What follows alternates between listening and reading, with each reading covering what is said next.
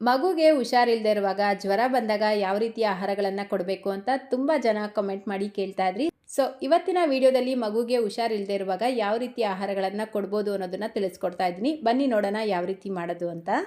ಈ ಎಲ್ಲ ರೆಸಿಪಿಗಳನ್ನು 7 ತಿಂಗಳ ಮೇಲ್ಪಟ್ಟ ಮಕ್ಕಳಿಂದ ಹಿಡಿದು ಎಲ್ಲ ವಯಸ್ಸಿನ ಮಕ್ಕಳಿಗೂ ಮಾಡಿ ತಿನ್ನಿಸ್ಬೋದು. ನಮ್ಮ ಮೊದಲನೇ ರೆಸಿಪಿ ರೈಸ್ ಗಂಜಿ. ಮೊದಲು ಒಂದು ಪ್ರೆಷರ್ ಕುಕ್ಕರ್ ತೊಗೊಂಡು 3 ಟೇಬಲ್ ಸ್ಪೂನ್ ಅಕ್ಕಿ ಸೇರಿಸ್ಕೊಳ್ಳಿ. ನಾರ್ಮಲ್ ಆಗಿ ಮನೆಗೆ ಊಟಕ್ಕೆ ಯಾವ ಅಕ್ಕಿ ಬಳಸ್ತೀರಾ ಅದನ್ನೇ ಉಪಯೋಗಿಸಿರೋದು. ಅದರ ಜೊತೆಗೇ 1 ಟೇಬಲ್ ಸ್ಪೂನ್ ಹೆಸರುಬೇಳೆನ ಸೇರಿಸ್ಕೊಂಡು ಇದನ್ನು ನೀಟಾಗಿ ತೊಳ್ಕೊಳ್ಬೇಕು. ನೋಡಿ, ಈ ರೀತಿ ನೀಟಾಗಿ ತೊಳ್ಕೊಂಡು ಅದೇ ಕಪ್ಪಲ್ಲೇ 2 ಕಪ್ ನೀರು ಸೇರಿಸ್ಕೊಳ್ಳಿ. ಅಂದರೆ ಒಂದು ಚಿಕ್ಕ ಕಪ್ಪಲ್ಲಿ ಸೇರಿಸ್ಕೊಳ್ಬೇಕು. ಇದರ ಜೊತೆಗೇ 2 ಎಸಳು ಬೆಳ್ಳುಳ್ಳಿ, ಒಂದು ಚಿಕ್ಕ ಸಾಂಬಾರು ಈರುಳ್ಳಿನ ಸೇರಿಸ್ಕೊಳ್ತಾ ಇದ್ದೀನಿ. ಸಾಂಬಾರು ಈರುಳ್ಳಿ ಇಲ್ಲ ಅಂದರೆ ನಾರ್ಮಲ್ ಈರುಳ್ಳಿನೇ ಅರ್ಧ ಸೇರಿಸ್ಕೊಳ್ಳಿ. ಲಿಡ್ನ ಕ್ಲೋಸ್ ಮಾಡಿ 4 ರಿಂದ 5 ವಿಷಲ್ ಕೂಗಿಸ್ಕೊಳ್ಬೇಕು. ನೋಡಿ, ಕರೆಕ್ಟಾಗಿ 4-5 ವಿಷಲ್ ಕೂಗಿಸ್ಕೊಂಡು ಪ್ರೆಷರ್ ರಿಲೀಸ್ ಆಗಿದ ತಕ್ಷಣ ಲಿಡ್ ಓಪನ್ ಮಾಡ್ಕೊಳ್ಬೇಕು. ನೋಡ್ಬೋದು, ನಾವು ಸೇರಿಸಿರುವಂಥ ಅಕ್ಕಿ ಬೇಳೆ ಎಲ್ಲ ಚೆನ್ನಾಗಿ ಬೆಂದಿರುತ್ತೆ. ಇದನ್ನು ಒಂದು ಸೌಟಿಂದನೇ ಚೆನ್ನಾಗಿ ಮ್ಯಾಶ್ ಮಾಡ್ಕೊಳ್ಳಿ, ಅಥವಾ ಮ್ಯಾಶರ್ ಉಪಯೋಗಿಸ್ಬಿಟ್ಟು ಮ್ಯಾಶ್ ಮಾಡ್ಕೊಳ್ಬೋದು. ನೋಡಿ, ಈ ರೀತಿ ಚೆನ್ನಾಗಿ ಮ್ಯಾಶ್ ಮಾಡಿಕೊಂಡು ಇದೇನಾದರೂ ತುಂಬ ಗಟ್ಟಿ ಇತ್ತು ಅಂತ ಅನಿಸಿದ್ರೆ ಮತ್ತೆ ಒಂಚೂರು ನೀರು ಅಥವಾ ಹಾಲು ಸೇರಿಸ್ಬಿಟ್ಟು ಗ್ಯಾಸ್ ಫ್ಲೇಮ್ನ ಆನ್ ಮಾಡಿಕೊಂಡು 1/4 ಟೀ ಸ್ಪೂನ್ ಜೀರಿಗೆ ಪುಡಿ, 1/4 ಟೀ ಸ್ಪೂನ್ ಕಾಳು ಮೆಣಸಿನ ಪುಡಿ ಸೇರಿಸ್ಕೊಳ್ಳಿ. ಸ್ವಲ್ಪ ಜೀರಿಗೆ ಮತ್ತು ಕಾಳು ಮೆಣಸನ್ನ ಲೈಟಾಗಿ ಬಿಸಿ ಮಾಡಿ ಪುಡಿ ಮಾಡಿಬಿಟ್ಟು ಸೇರಿಸ್ಕೊಳ್ಬೇಕು. ಈ ರೆಡಿಮೇಡ್ ಪೌಡರ್ಗಳನ್ನ ಉಪಯೋಗಿಸ್ಬೇಡಿ. ಇದರ ಜೊತೆಗೇ ಒಂದು ಚಿಟಿಕೆ ಉಪ್ಪು ಸೇರಿಸ್ಬಿಟ್ಟು ಇದೆಲ್ಲವನ್ನು ಒಂದ್ಸಲ ನೀಟಾಗಿ ಮಿಕ್ಸ್ ಮಾಡಿ 1 ನಿಮಿಷ ಕುದಿಯೋದಕ್ಕೆ ಬಿಟ್ಟು ಗ್ಯಾಸ್ ಫ್ಲೇಮ್ನ ಆಫ್ ಮಾಡಿಕೊಂಡ್ರೆ ತುಂಬಾ ಹೆಲ್ತಿಯಾಗಿರುವಂಥ ರೈಸ್ ಗಂಜಿ ರೆಡಿಯಾಗುತ್ತೆ. ಇದನ್ನು ನೀವು ಬೆಳಗ್ಗೆ, ಮಧ್ಯಾಹ್ನ, ರಾತ್ರಿ ಯಾವ ಟೈಮಲ್ಲಿ ಬೇಕಾದರೂ ಮಕ್ಕಳಿಗೆ ತಿನ್ನಿಸ್ಬೋದು. ಈಸಿಯಾಗಿ ಡೈಜೆಸ್ಟ್ ಆಗುವಂಥ ರೆಸಿಪಿ ಇದು. ಈ ಜ್ವರ, ಕೋಲ್ಡು, ಕೆಮ್ಮೆಲ್ಲ ಆದಾಗ ಮಿಸ್ ಮಾಡ್ದಿರ ಈ ರೆಸಿಪಿನ ಮಾಡಿ ತಿನ್ನಿಸಿ. ತುಂಬ ಬೇಗ ಜ್ವರ ಮತ್ತು ಕೋಲ್ಡಿಂದ ರಿಲೀಫ್ ಸಿಗುತ್ತೆ. ನಮ್ಮ ನೆಕ್ಸ್ಟ್ ರೆಸಿಪಿ ತುಂಬಾ ಹೆಲ್ತಿಯಾಗಿರುವಂಥ ಓಟ್ಸ್ ಕ್ಯಾರೆಟ್ ಕಿಚಡಿ.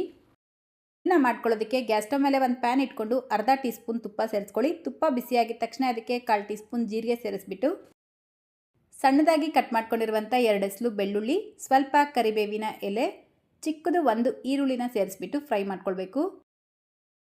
ತುಂಬ ಹೆಲ್ತಿ ಮತ್ತು ಬೇಗನೆ ಡೈಜೆಸ್ಟ್ ಆಗುವಂಥ ಆಹಾರ ಇದು. ಸೊ ಮಧ್ಯಾಹ್ನ ಟೈಮಲ್ಲಿ ಮಾಡಿ ತಿನ್ನಿಸಿ, ತುಂಬಾ ಒಳ್ಳೆಯದು. ನೋಡಿ, ಈರುಳ್ಳಿ ಈ ರೀತಿ ಲೈಟಾಗಿ ಫ್ರೈ ಆಗಿದ ತಕ್ಷಣ ಅದಕ್ಕೆ ಅರ್ಧ ಟೊಮೆಟೊನ ಸಣ್ಣ ಸಣ್ಣದಾಗಿ ಕಟ್ ಮಾಡಿ ಸೇರಿಸ್ಬಿಟ್ಟು ಫ್ರೈ ಮಾಡ್ಕೊಳ್ಳಿ. ಟೊಮೆಟೊ ಸಾಫ್ಟ್ ಆಗೋವರೆಗೂ 1 ನಿಮಿಷ ಇದನ್ನು ಫ್ರೈ ಮಾಡಿಕೊಂಡು ತುರಿದಿಟ್ಕೊಂಡಿರುವಂಥ ಕ್ಯಾರೆಟ್ ಸೇರಿಸ್ಕೊಳ್ತಾ ಇದ್ದೀನಿ. ಮೀಡಿಯಮ್ ಸೈಜ್ದು 1 ಕ್ಯಾರೆಟ್ನ ಸೇರಿಸ್ಬಿಟ್ಟು 2 ನಿಮಿಷ ಇದನ್ನು ಚೆನ್ನಾಗಿ ಫ್ರೈ ಮಾಡ್ಕೊಳ್ಳಿ. ಈಗ ಇದಕ್ಕೆ 3 ಟೇಬಲ್ ಸ್ಪೂನ್ ಓಟ್ಸ್ ಸೇರಿಸ್ಬಿಟ್ಟು ಮಿಕ್ಸ್ ಮಾಡ್ಕೊಳ್ತಾ ಇದ್ದೀನಿ. ಪ್ಲೇನ್ ಓಟ್ಸ್ನ ಉಪಯೋಗಿಸ್ಬೇಕು, ಯಾವ ಬ್ರ್ಯಾಂಡ್ ಆದರೂ ಉಪಯೋಗಿಸ್ಬೋದು. ಈಗ ಇದಕ್ಕೆ 1 ಕಪ್ ನೀರು ಸೇರಿಸ್ಬಿಟ್ಟು ಒಂದ್ಸಲ ಮಿಕ್ಸ್ ಮಾಡಿ 1/4 ಟೀ ಸ್ಪೂನ್ ಕಾಳು ಮೆಣಸಿನ ಪುಡಿ, 1 ಚಿಟಿಕೆ ಅರಿಶಿನ, ರುಚಿಗೆ ತಕ್ಕಷ್ಟು ಉಪ್ಪು ಸೇರಿಸ್ಬಿಟ್ಟು ಸ್ವಲ್ಪ ಕೊತ್ತಂಬರಿ ಸೊಪ್ಪನ್ನ ಸೇರಿಸ್ಕೊಳ್ತಾ ಇದ್ದೀನಿ. ಇದೆಲ್ಲವನ್ನು ಒಂದ್ಸಲ ಮಿಕ್ಸ್ ಮಾಡಿ ಲಿಡ್ನ ಕ್ಲೋಸ್ ಮಾಡಿಬಿಟ್ಟು ಲೋ ಫ್ಲೇಮ್ನಲ್ಲೇ 10 ನಿಮಿಷ ಇದನ್ನು ಬೇಯಿಸ್ಕೊಳ್ಬೇಕು.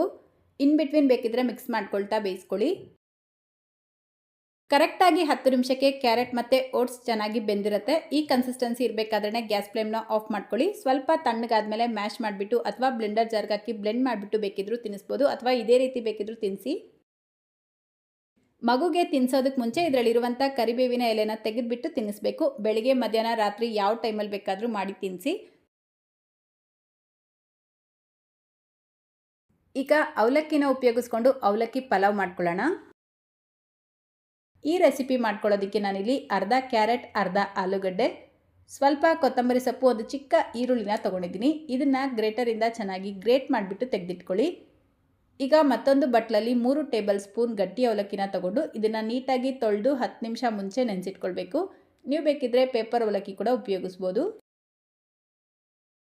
ಈಗ ಗ್ಯಾಸ್ನ ಮೇಲೆ ಒಂದು ಪ್ಯಾನ್ ಇಟ್ಕೊಂಡು ಅರ್ಧ ಟೀ ಸ್ಪೂನ್ ತುಪ್ಪ ಸೇರಿಸ್ಬಿಟ್ಟು ಇದಕ್ಕೇನೆ 1 ಚಿಟಿಕೆ ಜೀರಿಗೆನ ಸೇರಿಸ್ಕೊಂಡು ತುರಿದಿಟ್ಕೊಂಡಿರುವಂಥ ಈರುಳ್ಳಿನ ಸೇರಿಸ್ಕೊಂಡು ಜಸ್ಟ್ 1 ಸೆಕೆಂಡ್ ಮಿಕ್ಸ್ ಮಾಡಿಬಿಟ್ಟು ಕ್ಯಾರೆಟ್, ಆಲೂಗಡ್ಡೆ, ಕೊತ್ತಂಬರಿ ಸೊಪ್ಪನ್ನ ಸೇರಿಸ್ಬಿಟ್ಟು ಇದೆಲ್ಲವನ್ನು ಒಂದು 2 ನಿಮಿಷ ಆದರೂ ಲೋ ಫ್ಲೇಮ್ನಲ್ಲಿ ಚೆನ್ನಾಗಿ ಫ್ರೈ ಮಾಡ್ಕೊಳ್ಳಿ. ಸ್ವಲ್ಪ ನೀರು ಸೇರಿಸ್ಬಿಟ್ಟು ಈ ರೀತಿ ಚೆನ್ನಾಗಿ ಮಿಕ್ಸ್ ಮಾಡಿಕೊಂಡು 1 ಚಿಟಿಕೆ ಅರಿಶಿನ, 1 ಚಿಟಿಕೆ ಕಾಳು ಮೆಣಸಿನ ಪುಡಿ, 1 ಚಿಟಿಕೆ ಉಪ್ಪು ಸೇರಿಸ್ಕೊಳ್ತಾ ಇದ್ದೀನಿ. ಉಪ್ಪು ಮತ್ತು ಕಾಳು ಮೆಣಸಿನ ಪುಡಿ ಆಪ್ಷನಲ್, ಬೇಡ ಅಂದರೆ ಸ್ಕಿಪ್ ಮಾಡ್ಕೊಳ್ಬೋದು. ಇದರ ಜೊತೆಗೇ ನೆನೆಸಿಟ್ಕೊಂಡಿರುವಂಥ ಅವಲಕ್ಕಿ ಸೇರಿಸ್ಬಿಟ್ಟು ಒಂದ್ಸಲ ಮಿಕ್ಸ್ ಮಾಡಿ 1 ಕಪ್ ನೀರು ಸೇರಿಸ್ಕೊಂಡು 10 ನಿಮಿಷ ಬೇಯಿಸ್ಕೊಳ್ಬೇಕು. ನೋಡಿ ಕರೆಕ್ಟಾಗಿ 10 ನಿಮಿಷಕ್ಕೆ ಇದು ಚೆನ್ನಾಗಿ ಬೆಂದು ಕನ್ಸಿಸ್ಟೆನ್ಸಿ ಈ ರೀತಿ ಗಟ್ಟಿಯಾಗಿರುತ್ತೆ. ನೀವು ಬೇಕಿದ್ರೆ ಮ್ಯಾಶ್ ಮಾಡಿಬಿಟ್ಟು ತಿನ್ನಿಸ್ಬೋದು ಅಥವಾ ಇದೇ ರೀತಿ ಬೇಕಿದ್ರೂ ತಿನ್ನಿಸ್ಬೋದು. 1 ವರ್ಷ ಒಳಗಡೆ ಇರುವಂಥ ಮಕ್ಕಳಿಗೆ ತಿನ್ನಿಸ್ತೀರಾ ಅಂದರೆ ಚೆನ್ನಾಗಿ ಮ್ಯಾಶ್ ಮಾಡಿಬಿಟ್ಟು ತಿನ್ನಿಸಿ. 1 ವರ್ಷ ಮೇಲ್ಪಟ್ಟ ಮಕ್ಕಳಿಗಾದರೆ ಇದೇ ರೀತಿಯೇ ತಿನ್ನಿಸ್ಬೋದು. ನಾನು ಆಗಲೇ ತಿಳಿಸಿದಾಗೆ ಬೆಳಿಗ್ಗೆ ಮಧ್ಯಾಹ್ನ ರಾತ್ರಿ ಯಾವ ಟೈಮಲ್ಲಿ ಬೇಕಾದರೂ ಮಾಡಿ ತಿನ್ನಿಸ್ಬೋದು. ಈಗ ಪಾಲಕ್ ಕ್ಯಾರೆಟ್ ಕಿಚಡಿ ಮಾಡ್ಕೊಳ್ಳೋಣ.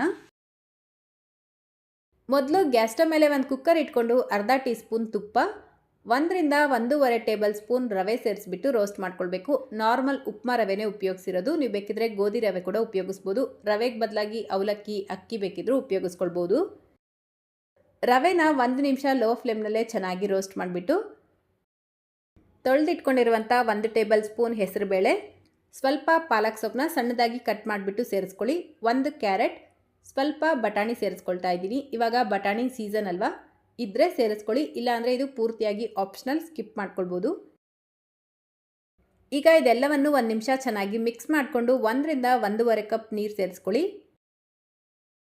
ಇದಕ್ಕೇನೆ 1 ಚಿಟಿಕೆ ಅರಿಶಿನ, 1 ಚಿಟಿಕೆ ಜೀರಿಗೆ ಪುಡಿ, 1 ಚಿಟಿಕೆ ಕಾಳು ಮೆಣಸಿನ ಪುಡಿ, 1 ಚಿಟಿಕೆ ಉಪ್ಪು ಸೇರಿಸ್ಕೊಳ್ತಾ ಇದ್ದೀನಿ. 1 ವರ್ಷ ಒಳಗಡೆ ಇರುವಂಥ ಮಕ್ಕಳಿಗೆ ನೀವು ಆಲ್ರೆಡಿ ಉಪ್ಪು ಕೊಡ್ತಾ ಇದ್ದೀರಾ ಅಂದರೆ ಸೇರಿಸ್ಕೊಳ್ಬೋದು ಅಥವಾ ಸ್ಕಿಪ್ ಮಾಡ್ಕೊಳ್ಳಿ. ಇದೆಲ್ಲವನ್ನು ಚೆನ್ನಾಗಿ ಮಿಕ್ಸ್ ಮಾಡಿಕೊಂಡು ಲಿಡ್ನ ಕ್ಲೋಸ್ ಮಾಡಿ ಹೈ ಫ್ಲೇಮಲ್ಲೇ 3 ರಿಂದ 4 ವಿಷಲ್ ಕೂಗಿಸ್ಕೊಳ್ಬೇಕು. ನೋಡಿ ಕರೆಕ್ಟಾಗಿ 3-4 ವಿಷಲ್ ಕೂಗಿಸ್ಕೊಂಡಿದ್ದೀನಿ. ಪ್ರೆಷರ್ ಪೂರ್ತಿಯಾಗಿ ರಿಲೀಸ್ ಆದಮೇಲೆ ಲಿಡ್ ಓಪನ್ ಮಾಡ್ಕೊಳ್ಬೇಕು. ನೀವು 1 ವರ್ಷ ಒಳಗಡೆ ಇರುವಂಥ ಮಕ್ಕಳಿಗೆ ತಿನ್ನಿಸ್ತೀರಾ ಅಂದರೆ ಇದು ಸ್ವಲ್ಪ ತಣ್ಣಗಾದ್ಮೇಲೆ ಒಂದು ಬ್ಲೆಂಡರ್ ಜಾರ್ಗೆ ಸೇರಿಸ್ಬಿಟ್ಟು ನುಣ್ಣಗೆ ಪೇಸ್ಟ್ ಮಾಡಿ ತಿನ್ನಿಸಿ.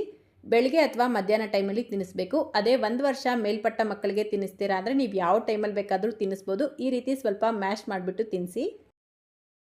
ಇದು ನೋಡೋದಕ್ಕೆ ಈಗ ಸ್ವಲ್ಪ ತೆಳುವಾಗಿದೆ ಅಲ್ವಾ, ಒಂಚೂರು ತಣ್ಣಗಾದ್ಮೇಲೆ ಗಟ್ಟಿಯಾಗುತ್ತೆ. ಸೊ ಈ ಕನ್ಸಿಸ್ಟೆನ್ಸಿಯಲ್ಲೇ ಮಾಡ್ಕೊಳ್ಬೇಕು. ಅಷ್ಟೇ, ಈಗ ಪಾಲಕ್ ಕ್ಯಾರೆಟ್ ಕಿಚಡಿ ಅನ್ನೋದು ರೆಡಿಯಾಗಿದೆ. ನಮ್ಮ ಲಾಸ್ಟ್ ರೆಸಿಪಿ ಪಾಲಕ್ ಮತ್ತು ಮೆಂತ್ಯ ಸೊಪ್ಪನ್ನ ಉಪಯೋಗಿಸ್ಕೊಂಡು ಮಾಡುವಂಥ ಒಂದು ಹೆಲ್ತಿ ಕಿಚಡಿ. ಮೊದಲು ಗ್ಯಾಸ್ ಸ್ಟವ್ ಮೇಲೆ ಒಂದು ಕುಕ್ಕರ್ ಇಟ್ಕೊಂಡು ಅರ್ಧ ಟೀ ಸ್ಪೂನ್ ತುಪ್ಪ ಸೇರಿಸ್ಕೊಳ್ಳಿ. ತುಪ್ಪ ಬಿಸಿಯಾಗಿದ ತಕ್ಷಣ ಅದಕ್ಕೆ 1/4 ಟೀ ಸ್ಪೂನ್ ಜೀರಿಗೆ ಸೇರಿಸ್ಕೊಂಡು 1 ಹೆಸರು ಬೆಳ್ಳುಳ್ಳಿ ಮತ್ತು ಸ್ವಲ್ಪ ಈರುಳ್ಳಿನ ಸೇರಿಸ್ಕೊಂಡು ಫ್ರೈ ಮಾಡ್ಕೊಳ್ಬೇಕು.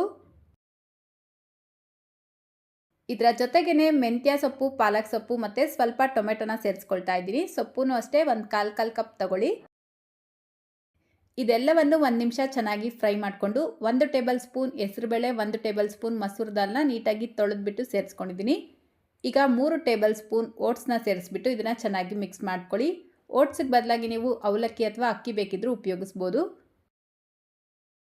ಇದಕ್ಕೇನೆ ಈಗ 1 ರಿಂದ 1.5 ಕಪ್ ನೀರು ಸೇರಿಸ್ಕೊಂಡು 1 ಚಿಟಿಕೆ ಕಾಳು ಮೆಣಸಿನ ಪುಡಿ, 1 ಚಿಟಿಕೆ ಅರಿಶಿನ, 1 ಚಿಟಿಕೆ ಉಪ್ಪು ಸೇರಿಸ್ಕೊಳ್ತಾ ಇದ್ದೀನಿ. ಕೆಲವೊಬ್ಬರು 1 ವರ್ಷ ಒಳಗಡೆ ಇರುವಂಥ ಮಕ್ಕಳಿಗೆ ಉಪ್ಪು ಕೊಡೋದಿಲ್ಲ, ನೀವು ಬೇಡ ಅಂದರೆ ಸ್ಕಿಪ್ ಮಾಡ್ಕೊಳ್ಬೋದು. ಲಿಡ್ನ ಕ್ಲೋಸ್ ಮಾಡಿ ಹೈ ಫ್ಲೇಮಲ್ಲೇ 5 ವಿಷಲ್ ಕೂಗಿಸ್ಕೊಳ್ಬೇಕು.